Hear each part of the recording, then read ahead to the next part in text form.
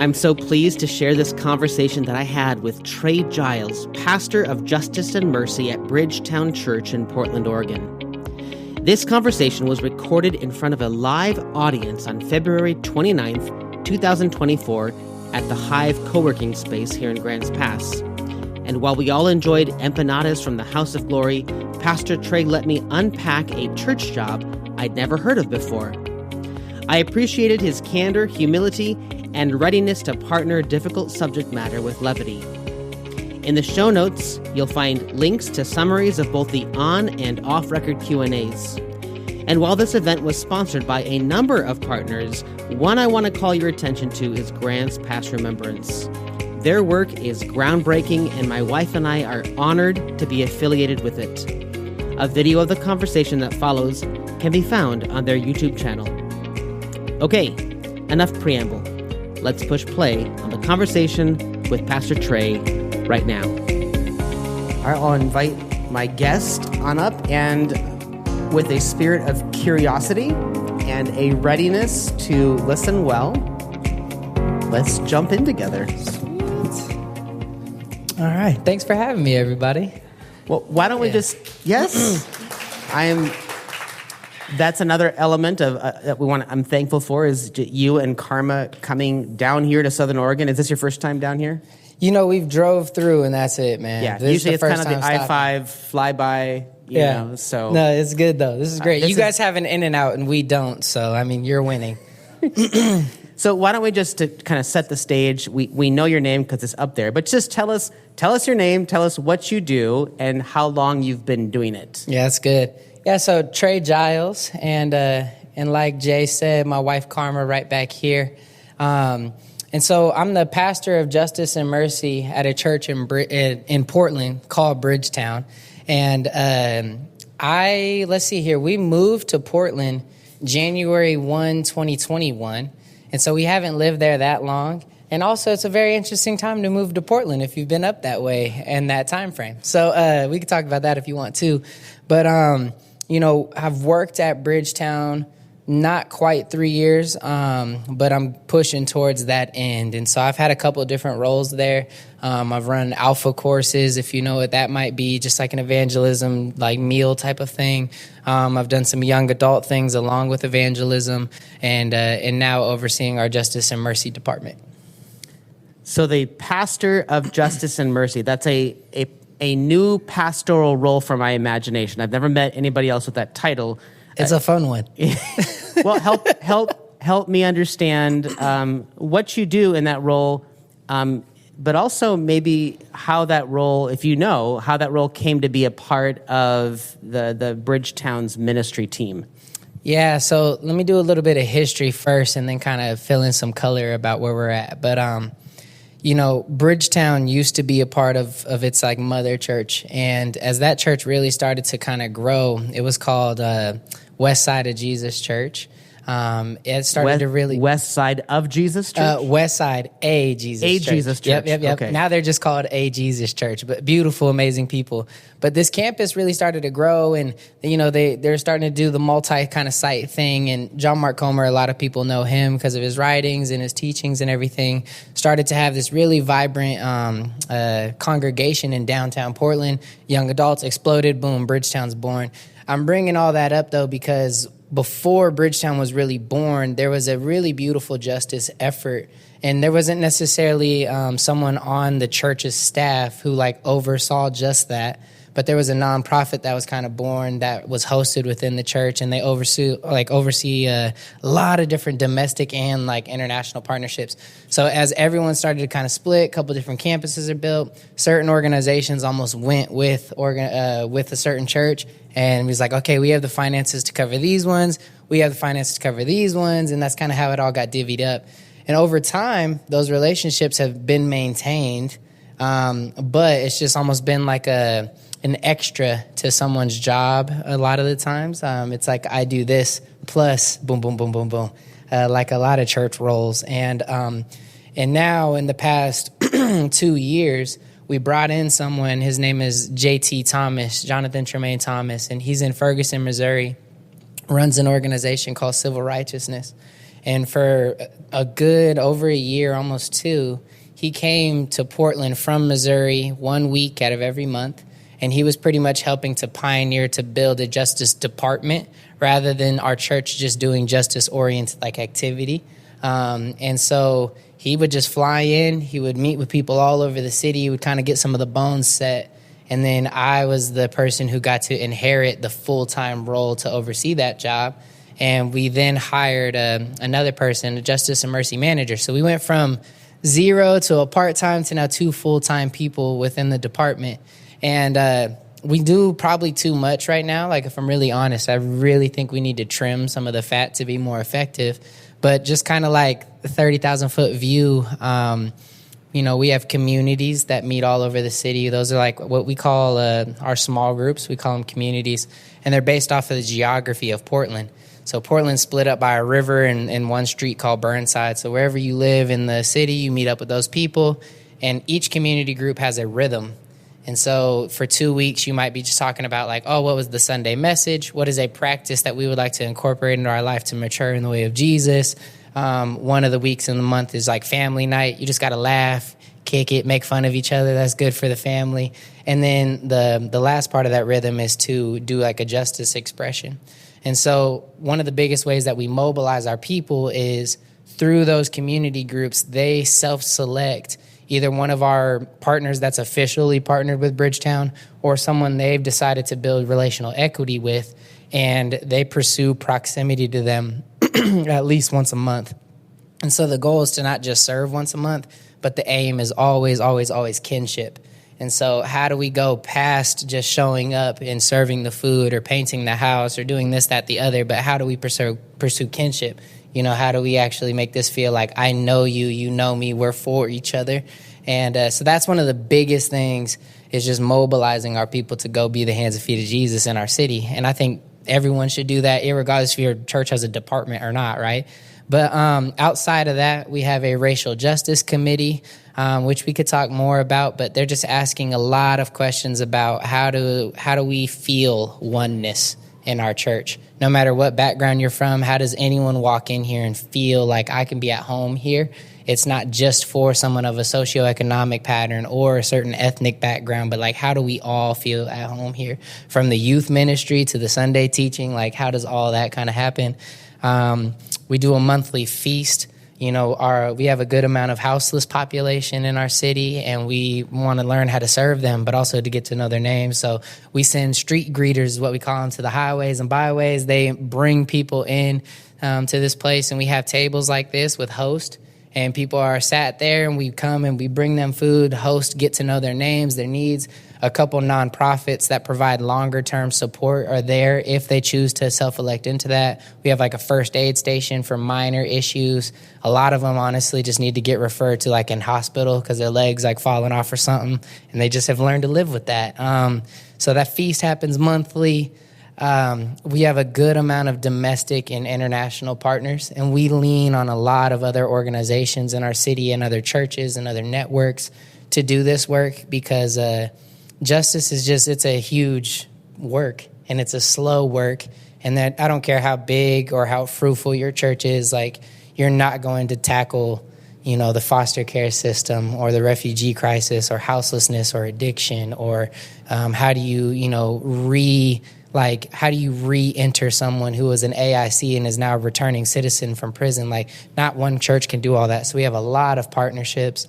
What's AIC? Yeah. So in AIC, in Oregon, that's the language that we would use for like someone who's incarcerated, currently serving within prison. So an adult in custody. And AIC is the language that we use, at least in Oregon. Mm-hmm. And then I think what they say when they're coming home is a returning citizen. Okay. Because they were trying to return to be an active participant in society. With your community groups, what did you call them again? Communities? Communities, yeah. Communities? Yeah. So that's a church-wide thing, but then part of the community group's rhythm is to engage with some of the work that you oversee as part of their life as a community. 100%. So the community groups are not necessarily your thing. you're helping to manage some of the different ministries that the community groups are going to choose to engage with weeks 2 and 3 or 3 and 4 or something. Yeah, like yep, okay. Or even just 1 week a month. Okay. I think the best way to view it is like, if my department is running well, it very much so should not exist in a silo. It shouldn't be like now we're entering into justice activity. It should be overlapping with our small groups, overlapping with our Sundays, overlapping with our youth group. Like, we should be integrated into every single other expression of our church, rather than just like, okay, now I put on my justice hat to go try to be this thing. But how does this saturate the entire way that you pursue Jesus and each other in community? Mm-hmm. Yeah. So you,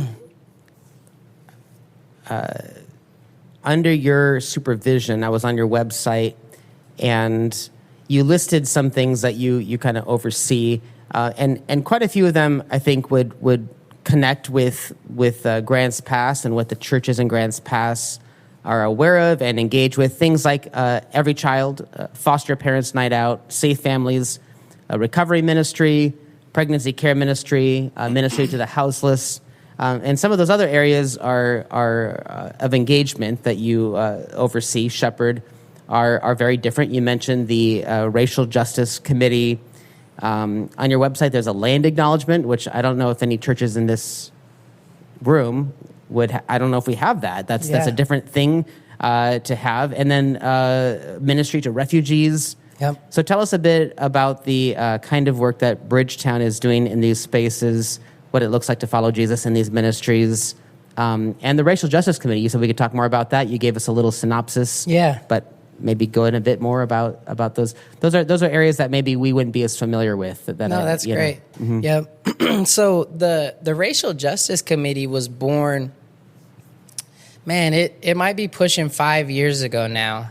And during 2020, when everyone wanted to have these types of conversations, for better or for worse, whatever your experience was, it kind of heightened. But we had a lot of our leaders of color in Bridgetown, and this predates me, who just were having meal conversations with leadership at the church, and just like, hey, like, we need to talk about some of these things, police brutality, like, as a black man, when I walk into Bridgetown, like, this doesn't feel like a place that's home to me at all. Like, you don't talk like me, you don't speak like me. Like, I feel like I need to have a certain, like, educational level to even fit in. Like, how do we talk about that? And so to break down the committee, we have different liaisons. And each liaison is pretty much to partner with each department of our church. And so for us, that would look like gatherings, a.k.a. like Sunday services, spiritual formation, youth and young adult. There is kids and families. And so we have someone who has a burden for kids and families, who also cares about what about kids and families who maybe are not of the majority culture? How do they feel at home here? And so our committee gets together, and each of those liaisons is talking to staff members from each of those departments and always trying to ask questions. Maybe something went a little awry and we did something pretty insensitive. It's like, hey, this happened. Were you at least aware? And how can we mitigate that moving forward? We've been working on something called like a tone guide that honestly won't be for like public distribution. It's just more so like when we're talking about someone who's incarcerated, this is how we talk about them. When we're talking about people that we consider marginalized, should that always come with a race associated with it? Or is it just, are we trying to talk about someone who's marginalized? You know what I mean? And so we're just trying to make sure that our leaders up front that have a microphone, there's more power in this weird little like stick, right, than I think we care to admit.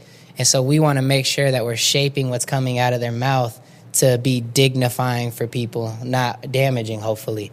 And then just like, how do we bring families of color together once in a while, just so they know they're not alone in a space where they can feel a little isolated sometimes? Bridgetown is it's getting diverse, but like we're still probably 75% a white church, and so it's easy at a pretty large church as a person of color or as a refugee or even just someone coming in from one of our programs like off of addiction and recovery or something to be like, oh dude, this is too much, I can't fit in here. And so that committee is meeting every month with staff involvement, and we're asking really broad questions, and sometimes that means a concrete project. But a lot of time it's just dialogue and awareness, and that goes a really long way.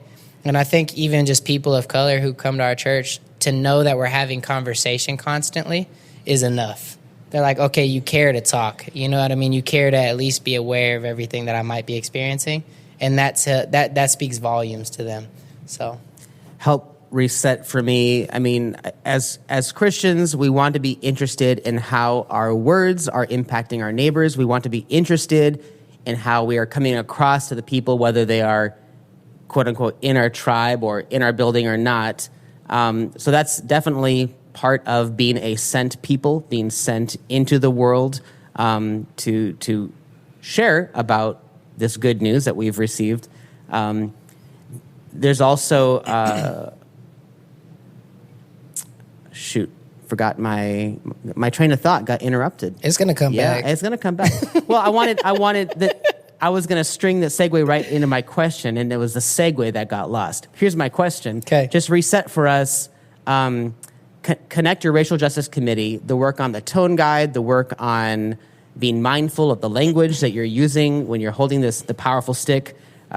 Connect that to the mission of Bridgetown as a Jesus church, as a church, as a church of a Christian church in. I love it. Yeah, so connect that for us. Yeah, this is fun. Okay, let's see if I can not butcher it. I've set the stage. You can be clunky in your response. This is so fun. Let's get it. Our mission at Bridgetown is to be with Jesus, to become like Jesus, and to do what Jesus did. And it's to see the kingdom of heaven breaking into Portland, right? Like, that's what we want. That's full stop. And so I think, why do we have something like a racial justice committee? And ultimately, if I was going to project 5 years from now, I don't think we'll even call it the racial justice committee. I think we'd probably call it the reconciliation committee. And racial justice would be in a large part of that work, but it's just a part of the ministry of reconciliation. And Scripture does say that we have been given the ministry of reconciliation. And so if I think about Jesus, who reconciles people, he ultimately held that authority and that power. Then what he is doing is Jesus is reconciling people back to God. And there's this vertical reality. So it doesn't matter your tongue, your tribe, your nation, your anything, what your sin is, whatever. Jesus, through his power on the cross and his resurrection, he can bring all people back into correct relationship with God. And now if you can bring people back into correct relationship with their Father, now the horizontal implications of coming back into correct relationship with each other, I think, can be a little bit more easily met. And maybe not easily, but met in a way that is just covered in mercy and grace and forgiveness and kindness and goodness and all those things. And so for us, we might do a podcast series where we'll start having people during a certain heritage month. We'll have people from that heritage come and talk about their culture and their experience in our city. That way there's a raised level of empathy across the entire body. You know what I mean? We'll have worship in different languages. That way, now if I'm a Spanish speaker, I come in here and I hear my mother tongue, I feel dignified. And I think Jesus cared a lot about that. Even if you just look at the disciples, he brings people who are pro-state, anti-state, poor people, and a couple rich people all together at the same table. And something that I've been really chewing on recently is that I think there's two things that level the playing field. I think one is the cross. So you have one person on one side who's pretty much still trying to spit on Jesus, and he chose his path. You got another person on the other side who's man, and Jesus says, I'm going to see you in eternity today. We're about to be in paradise. And so there's this leveling ground to the cross, but the other place in which I think there is level ground is a table. And so you can bring all different type of people around this table, and you're sitting at the same level. You're looking at each other eye to eye. You are tasting an empanada, which is not something that originated in Grants Pass or in Oregon, but that is very much so a different culture and from a different people and from a different type of love that was born into that food. And now we get to enjoy that together. And I think there's this dignifying power that comes through that, and it levels the playing field as you enter into a table. And now kinship can get pursued. And so when I think about Jesus sitting with prostitutes, tax collectors, all of the he's dignifying by leveling the playing field with the table before he even did it as he went to the cross. And so to me, that work is necessary, But we try to make it so spicy and so politicized and all this. And honestly, I think it's extremely immature when we try to bring our politics or our this and our that into that conversation, because it's just us giving a foretaste of what is to come in the new creation. And if I'm reading scripture correctly, new creation is not all of us now just turning into like Smurf-looking people and we're all the same. You know what I mean? Like, there will still be every tongue, every tribe, every nation. Like, there will still be diversity. And so if we can't recognize that now and practice it and foretaste it here, then you're going to struggle in eternity. You know what I mean? And so I don't know if I got to it, but I started to feel it in my gut, though. Yeah. You know? Yes. Well, I appreciate you, the bit of the preacher coming on, and that is good. That is good. Talk to us about now this justice work has been part of the DNA. You said of Bridgetown for a while. How does it play in the congregation? Do you feel like what are some maybe misconceptions or misunderstandings or some challenges that folks might have to having a racial justice committee? It is true that in this day and age, it's just kind of part of living in our country right now, is that there are certain ministries of the church that easily get tagged as Republican or conservative, and some ministries that easily get tagged as, liberal, progressive, and I don't know, interact with that a little bit. Yeah, are you seeing any of these things at play at Bridgetown? And if so, what kind of conversations have you been able to have? Riff on that a little bit. No, it's great. Yeah. I mean, it'd be really easy for someone to look at Bridgetown and say, they have a racial justice committee, like it's a woke church or whatever. And I just... Are you a woke church? I don't know what that means, but I just, man, if in particular, like this is another election year, it's going to suck for all of us. Like, it's just going to suck. Are we going to, that's like the hash, what do you do? Tweet it? Yeah, that's I don't know. That's I the just phrase tweet, right like, there. 2024 will suck. I don't know. I don't know. But like, it's just, it don't matter how many pastors come out and say the right things or don't even try to play the political game. Like, the fabric of our country, there's a lot of division, there's a lot of hostility and all of that. And so anytime people are trying to stir up that conversation, they're trying to sow seeds of hostility. And how I know I can overcome hostility is to meet it with hospitality. And so if you want to come at me, it'd be very easy for anyone in this country to write me, pastor of Justice and Mercy at a church in Portland, Oregon, as a black man, and do the whole, like, you woke, you don't care about Jesus, you are the devil, you know what I mean? And like... Are you the devil? I mean, I don't think. I mean, I know I'm aggressively handsome, but no. I'm playing.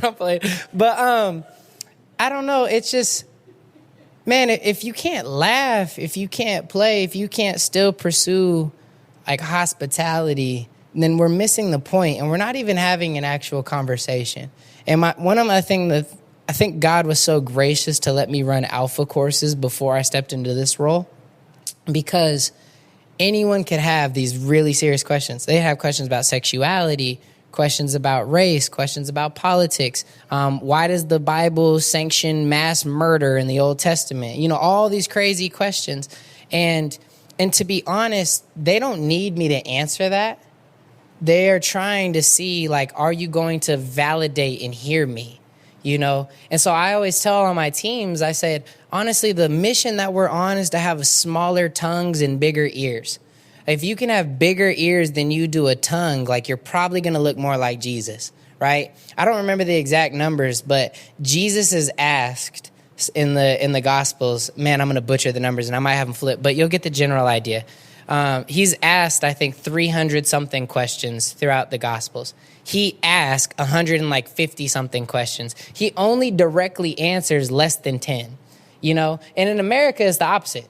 It's like, I'm going to directly answer 150 things, and I'm only going to ask 7 thoughtful questions, And so I'm just like, what would it look like for us to have bigger ears than we do big tongues, especially in years like this, where there's going to be an election and there's going to be divisiveness.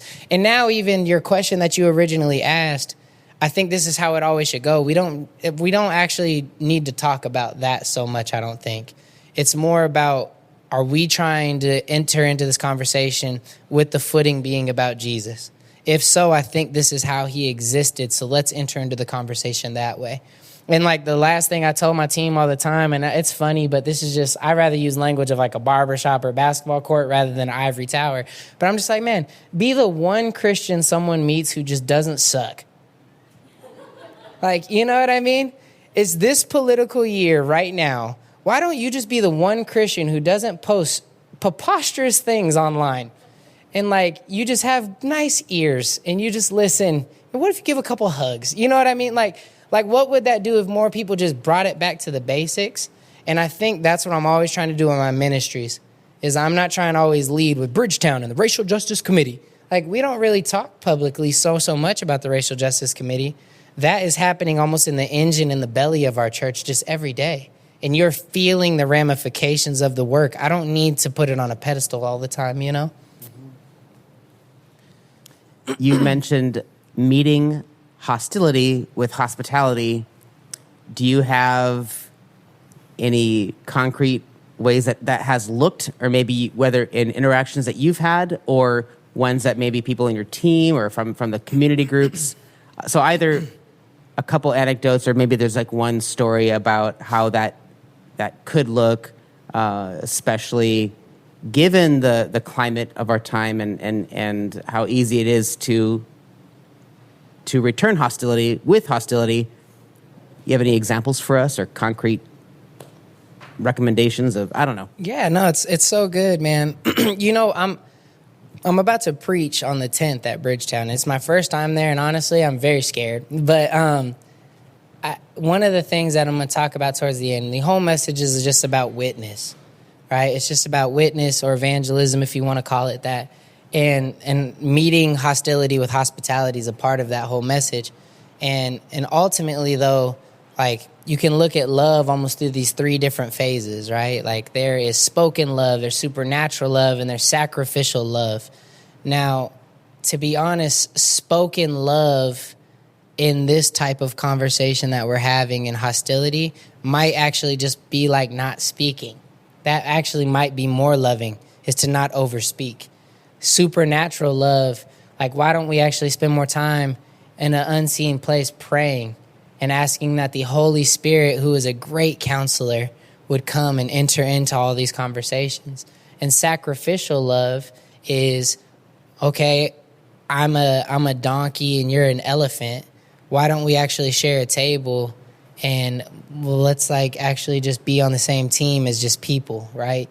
And so how do you pursue hospitality? For us, the practice would be like once a month, like do hospitality with the aim of kinship. So AKA like invite someone into your home or go to their home or take someone to a meal or a coffee, whatever it is. And like, how do you just like actively pursue hospitality? And over time, you'll begin to talk about the things that you have in common more than the things that you have opposed. So we can talk about how the Blazers are horrible together. You know what I mean? Or we could talk about how the Ducks are always going to lose to Ohio State, always, from moving forward. I mean, like, and now it's just like, I can make the room laugh. And easily, this could come in here. I could be some black dude from Portland coming down and making the temperature hot, right? And like, yeah, I'm going to punch it to all these people in Grants Pass. Like, what does that do? You know, like, I want to laugh with people. I want to eat an empanada.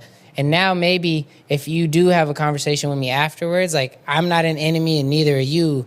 Like, it's kinship, you know? And so hospitality looks like that. So you're giving us an example right now. Yeah. Okay. You're doing it. Do you have any like good stories of, I mean, or maybe even some bad stories of like, hey, I tried to do it. I tried to meet hostility with hospitality, and it just didn't go well, or ones of what it did, you know. So I like the words that you're saying, and I think I can apply them to my life, but I just didn't know if you had any stories of.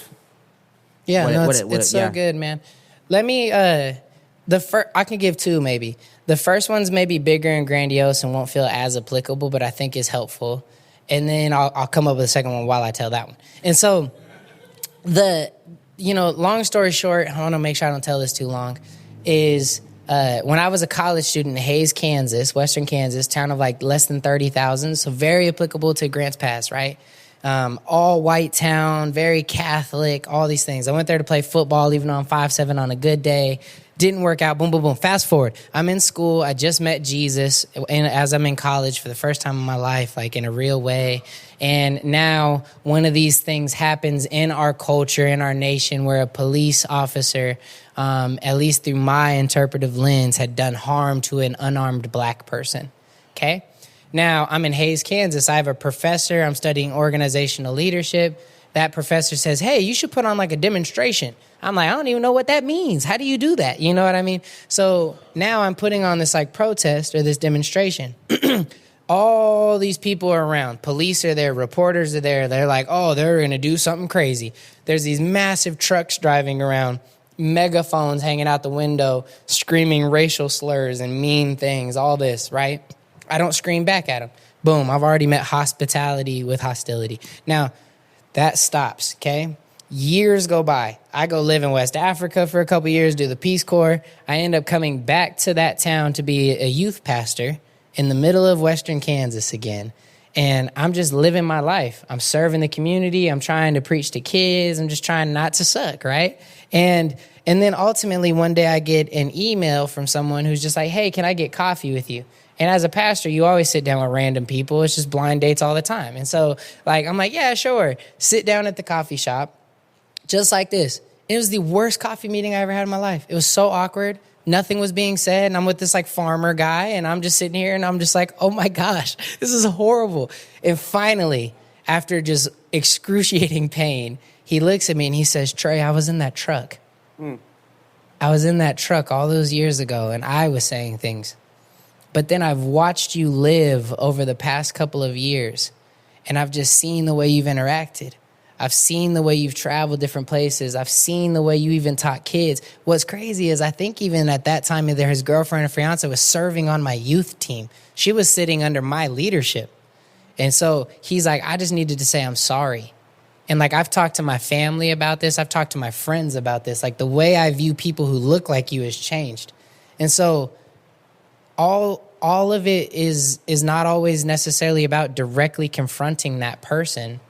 It's about, I have a standard which I believe is dictated by the way of Jesus Christ, and I just want to live like that. And if you can respect that, amazing. If you can't, amazing. I'm still just going to try to do this every single day. And so, the question is like, who's watching you? Because they are, right? And the next time you experience hostility, which you will, like, how are you responding? Because they're paying attention to that. And, like, those are really concrete things that we can ask ourselves as we move forward. You know what I mean? And the little second one that I just am about to make up at the second, right, is hostility and hospitality. I would say this. Yeah.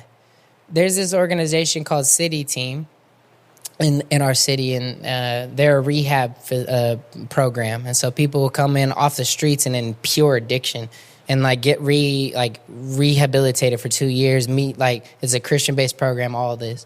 So our group will go and share, we'll go serve dinner there. I help out with City Team all the time. It's one of my favorite organizations in all of Portland. And I've had many a times where guests at those dinner tables are like cussing me out. Like, where my food at? You know what I mean? All these things. And then simply, like, I let them cuss me out, right? And then I bring them some water. And over time, now when I start to see them a couple months later, they're like, hey, amigo, like, how you doing? And now they're trying to give me a hug, And so it's a really simple thing. Hostility met with hospitality. Like, love will overcome darkness. Light overcomes darkness. That's just a biblical principle. So I don't know if that one was as good. I tried. I think it, but whatever. I liked it. I want to, I do want to make some time right now for any questions. And if you don't have any questions, I do have some bonus questions. So there's no pressure here. But if you have a question, what you can do is just ask it. And then what I'll do is I'll repeat the question on the microphone just so make sure it gets on the recording. Again, in case somebody else has that question down the line and they'd like to hear Pastor Trey respond to that. But are there any questions out there right now? Trey, you talked to me about proximity. You could talk a bit about proximity and how it's a gospel concept and what that looks like. Yeah. So the question is, talk about proximity, and you mentioned that word earlier in our conversation, and how it's a gospel concept and what that looks like. Yeah, I'm actually shocked it hasn't come out of my mouth yet, to be honest. Like, we've been talking about proximity this entire time. You've said proximity and you've said kinship a couple of times, so it has come out of your mouth. Yep. So I think proximity leads to kinship. So now what do they each mean? When I'm saying even for our community groups, right, every month I want you to go to this organization or this people group or whatever, this space. So you're physically making yourself proximate to the need. You're physically making yourself be near to the issue at hand. And so as you physically become close to houselessness, now houselessness is not just houselessness, it's Joseph from Santa Barbara who ended up in Portland. And he doesn't have no family left. And he lost a child once and then he spiraled. And now all of a sudden houselessness through proximity has become Joseph, who I want to empathize with and know, right? And proximity, we might have proximity sensors on our car or on our houses. Proximity is closeness. Exactly. Okay. Yes, that's so good. I like that. Yeah. And so now kinship then, like all that means is family, right? And I think sometimes we get confused. Like, I don't know about y'all, but like, me and Karma, we married.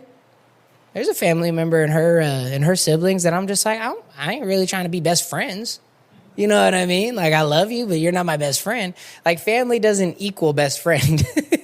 It doesn't even always mean I agree. Like my own biological father, who I did not grow up with, is like, I don't always agree with you.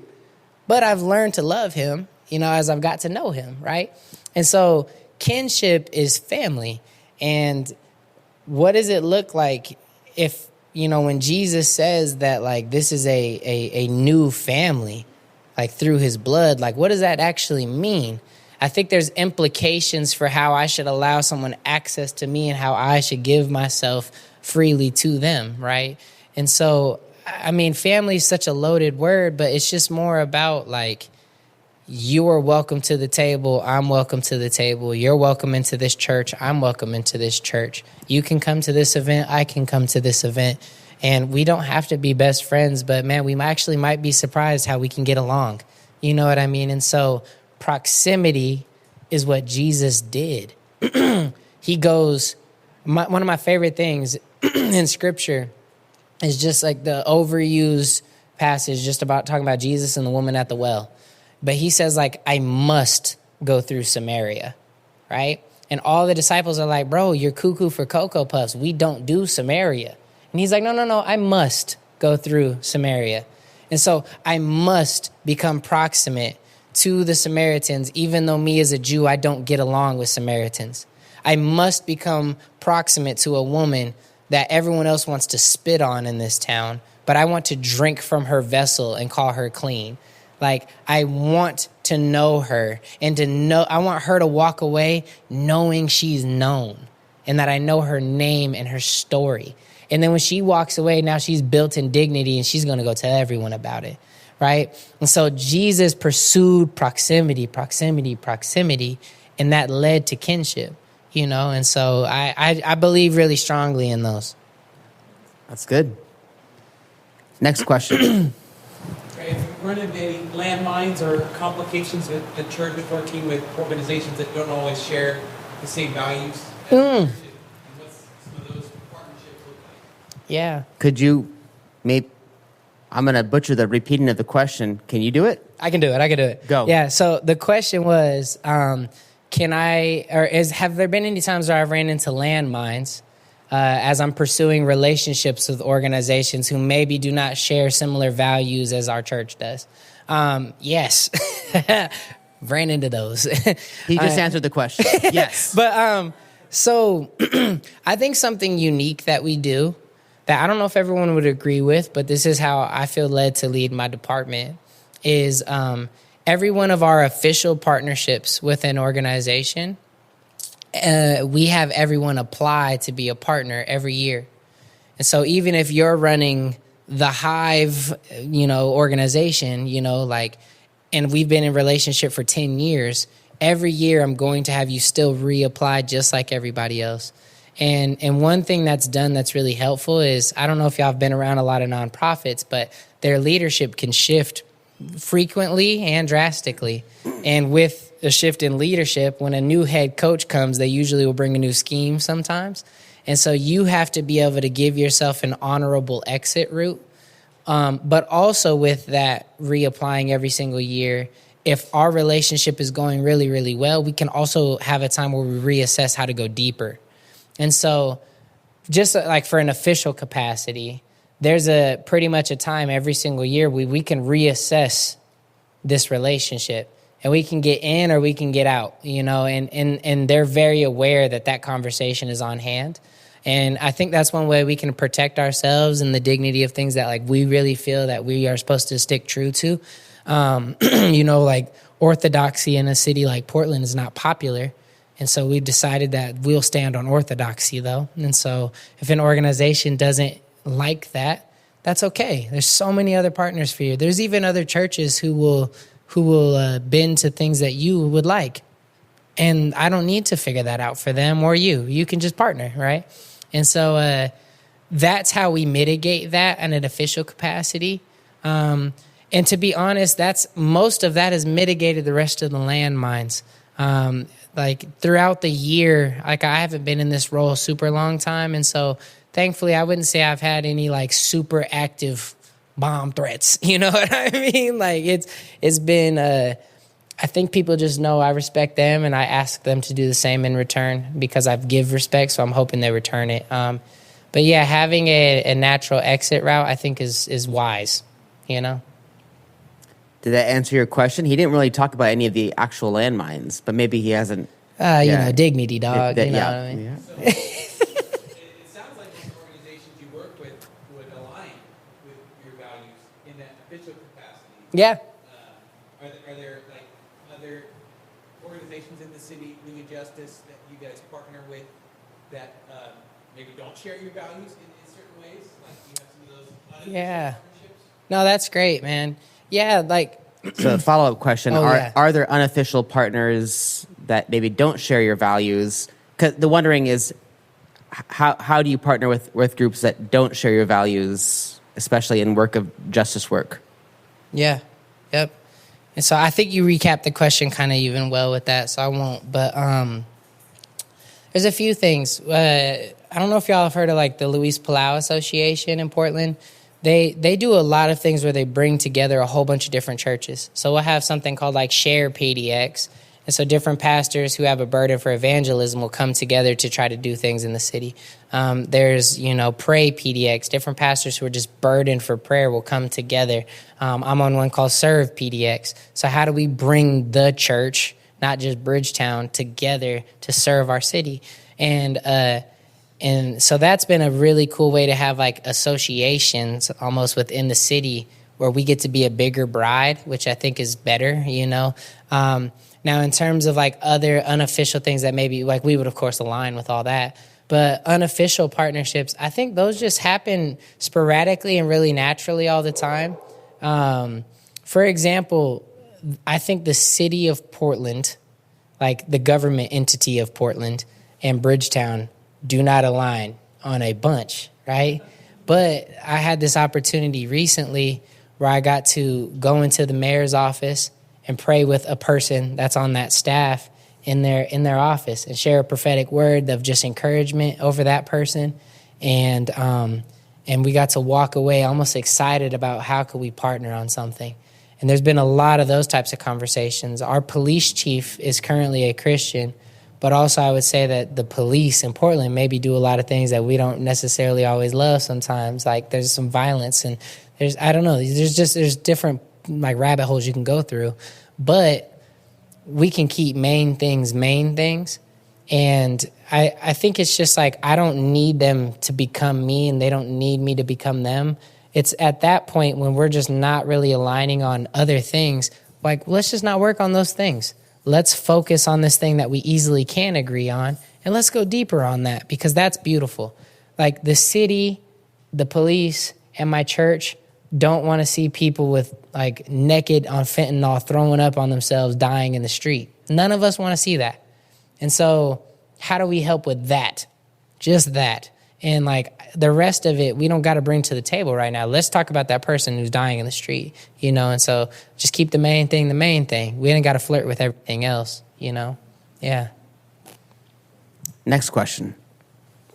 I think we got time for another one from the group. I hope this is feeling helpful. Yeah. Well, I got a few more. The first one is, are there any questions that you kind of wish we'd asked you? Oh, man. I mean, thought y'all was going to ask me, you know, like, what's my favorite football team or something, but no. What's your favorite football team? I mean, here, I'll give y'all something embarrassing. When I was 18, I got a Carolina Panthers tattoo on my chest, and it's just such a deep regret. And it's so big that I can't really cover it. So if anyone wants to donate a tattoo cover-up, I'll take that. No, so do I wish anyone would have asked anything else? I don't know, man. This can all just go so many different places. Mm-hmm. What I might just say is I think it's unique, maybe, what could happen here in Grants Pass. And the reason I would say that is because, you know, you can almost sense just how an environment feels when you walk into it.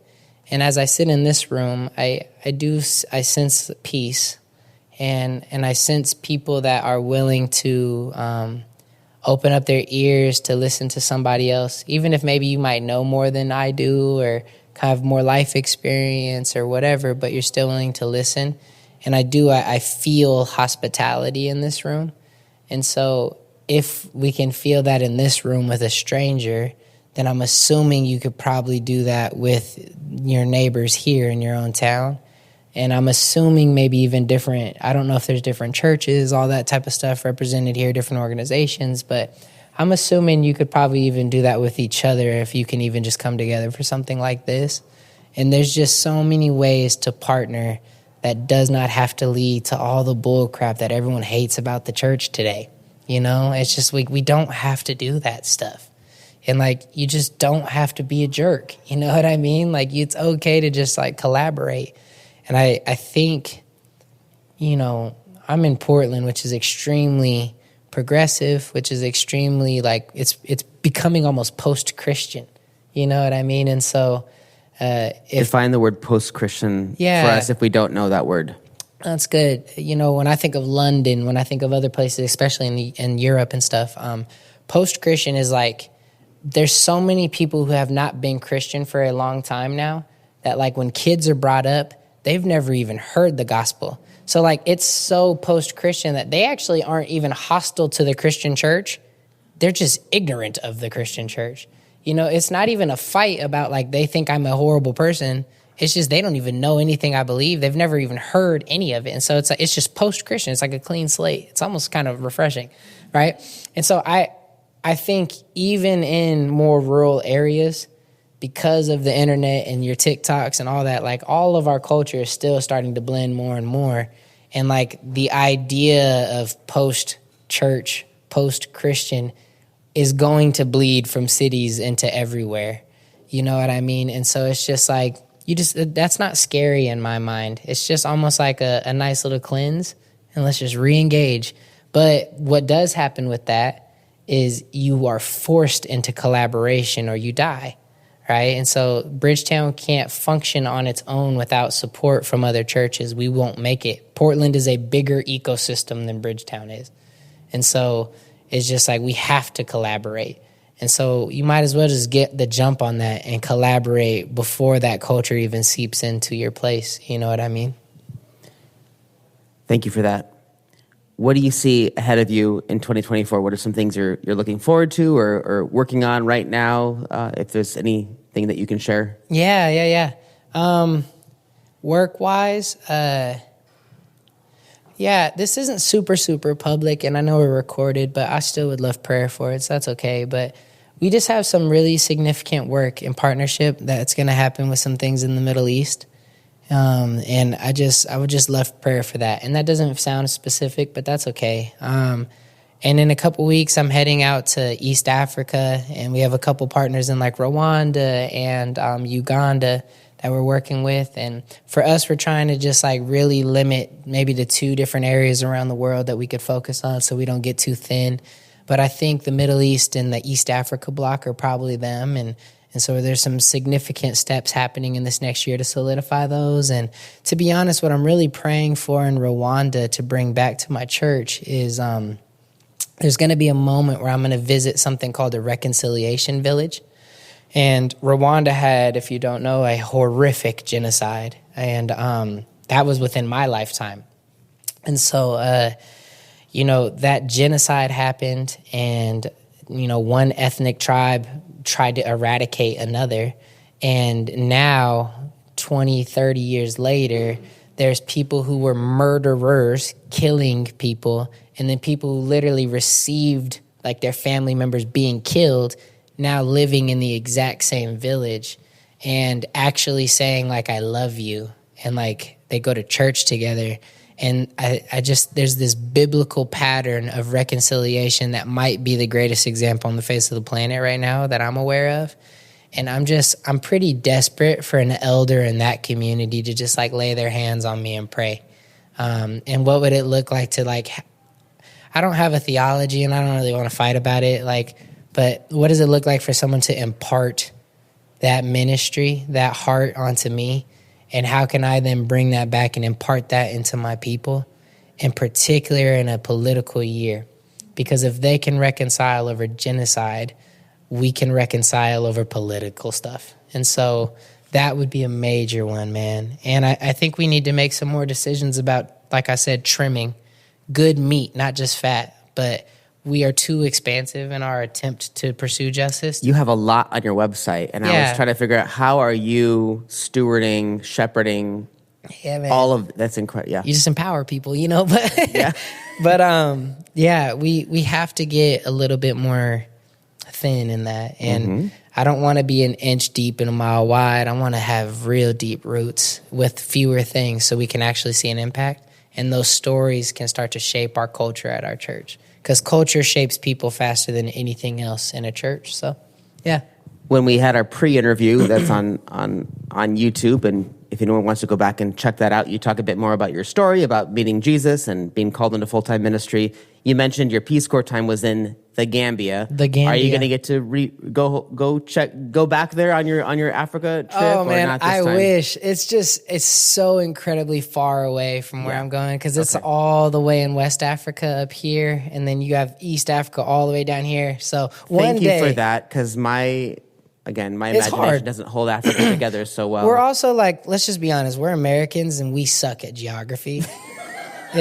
We're pretty disrespectful to the rest of the planet. It's like, no, it's not Texas. Who cares? I don't even know the different parts of Texas. People say they're from Dallas, and I don't know where in Texas that you're is. just what we call lost. Well,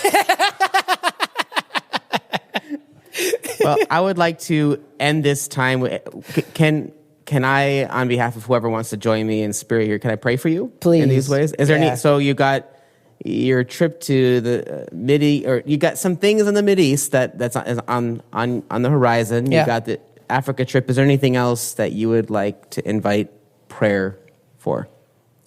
I mean, I'm preaching, and that's right, on the 10th. Would you pray for that? You know? To be honest, some of the themes we kind of covered today will probably be a part of some of that, but I've tried to opt for vulnerability is always helpful, and so. Yeah, what does it look like? Even in this conversation we've been having about just like culture and all these things, like what does it look like for me to bring my voice and my culture onto a platform and to be fully myself and to not try to perform to be something that I'm not. But the something that I'm not, I love and I deeply respect and has formed and shaped me, but I'm not that. And so how do I bring fully my voice to that is the prayer. All right. Yeah. Well, if as you feel comfortable or led, I'm going to pray for Trey, and you're welcome to join me. So, Lord, I'm thankful for my brother Trey here. I'm thankful for the opportunity to get to hear what you've been doing in his life and how you've been leading him in his position at Bridgetown. I want to just you invite us to bring our cares and concerns before you. That's the kind of God you are. So I'll bring before you this stuff in the Mideast that is you know about and he knows about. And so we're going to come alongside and say, yes, would you lead and guide in that space? Trip to East Africa, we ask that you would lead and guide in that space on that trip, and that you would keep Trey curious and open to how you want to make that happen, how you're going to bring those different moments to bear on that trip. And for the opportunity to preach on the 10th, would you lead and guide in that space, and that Trey's ears would be open to what you were saying and speaking, and that you would be the one who leads and guides his tongue, leads and guides his thoughts, and is already working in the crowd that they would be receptive to the word that you would like to bring. We thank you for this opportunity to hear from this particular thing happening in a particular place, and we get to benefit from that and be encouraged. And also for us, that you would lead and guide us in how you might want us to take some of what we're hearing and mix it into our community, that we would know what to hang on to and what is okay to let go of for now. We need your wisdom on that. And we ask this in the name of Jesus. Amen.